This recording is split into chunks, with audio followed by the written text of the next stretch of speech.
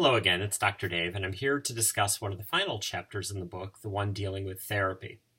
And throughout these videos, I've presented the topics that I think were the most difficult and challenging for the students.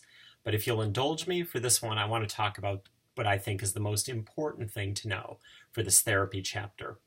For starters, there's a lot of reasons why people don't seek out therapy. They fear it might be too expensive, they're embarrassed to admit they have a problem, they don't realize that they have a problem, or they fear that people will judge them to be crazy if they go seek professional help. What I want to tell you is that I think it takes a lot of courage and wisdom to seek out help.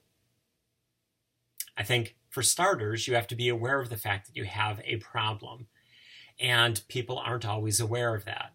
Second, I think it takes a lot of courage to say, hey, I've got a problem, I need help.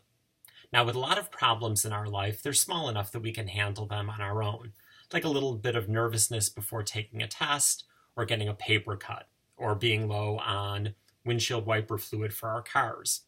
For slightly bigger problems, we might need the assistance of a friend or a family member, like if you wanted to change the tire on your car, or you needed to jumpstart your car, or if you've been feeling a bit down ever since a relationship ended.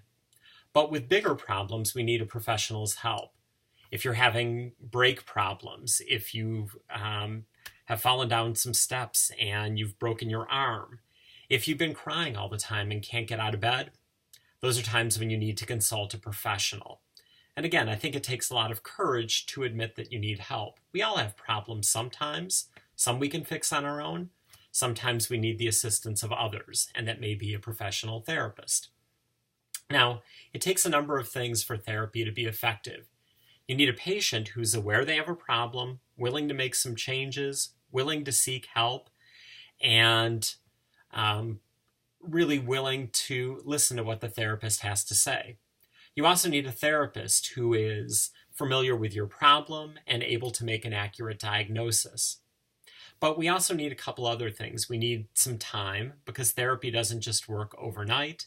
And we also need a good rapport, a good level of communication between the therapist and the patient. And if one therapist doesn't work out, you may need to seek help from another therapist. So my hope is that in your lifetime, you face very few serious problems.